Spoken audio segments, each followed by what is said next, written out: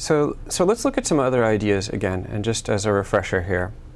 Now, we talked a little bit about what is art and how it lacks a good definition, and that it's easier really to describe it as a way that something is done. And in fact, Britannica lists it as the use of skill and imagination in the creation of aesthetic objects, environments, or experiences that can be shared with others. So it's really about what it, what you can do with it, or what it looks like, as opposed to what it is. And we realize that this also comes from Duchamp and the Dada artists, who essentially broke art for us. And it's because of the sort of the shift from aesthetics and objects to ideas. And in fact, after Duchamp, all art is conceptual. Now this means that anything can be art. And by anything, I mean, there really aren't any limitations. I mean, Duchamp used a found object and put it into a museum or a gallery, and it became art because the artist sort of blessed it. But that also means that something as mundane in our day-to-day lives as games can be considered art as well. So what does it look like when a game becomes art? What are sort of the qualities of it? Let's back up a little bit even from there and look at some definitions and think about, well, what is it that makes up a game? To understand what a game is, I think we have to start out by understanding what play is. And there are several of theoreticians that we're going to reflect on, and Huizinga is one of them. And he talks about play, but play as well is also hard to define. Because it's a range of different activities. And it's done by humans and non-humans. So even animals, like dogs, play. Most animals do, in fact.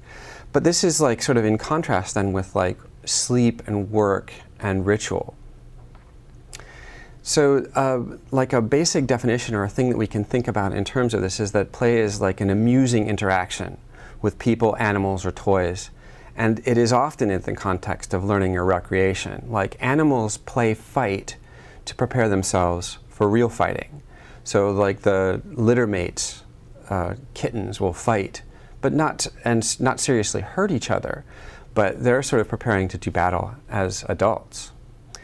Now, some play has clearly defined goals, and this type of play we're going to call games.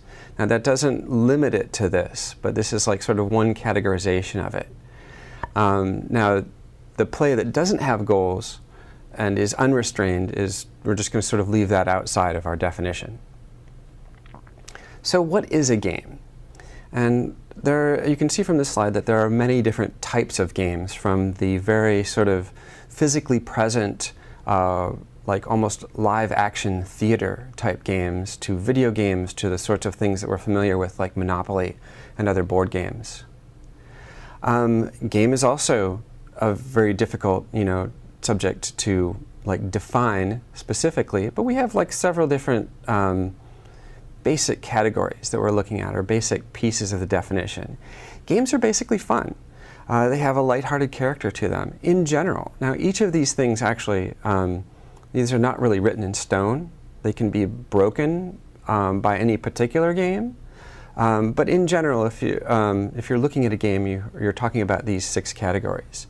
So they're basically fun. They're usually separate, meaning when you play a game, you sit down and you separate yourself from the rest of your daily life. You sit down to play a game. It's in its own time and place. And they're uncertain, so you don't know who's going to win. You don't know what the outcome is going to be. Now, if the game does have like a predictable outcome, like somebody's like significantly better at playing the game than you are, then it's not generally as much fun, although occasionally it's played then for practice. Games are not productive, meaning they don't create anything other than the game itself. Now, of course, that's another example of like one of the rules is meant to be broken.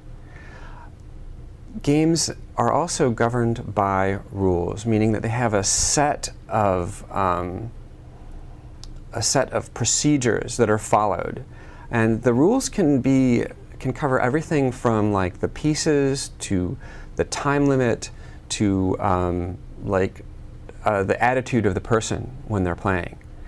And finally, games are fictions, meaning that they're composed in a separate reality, and that we understand that when we play games, we're not taking part in what is called real life.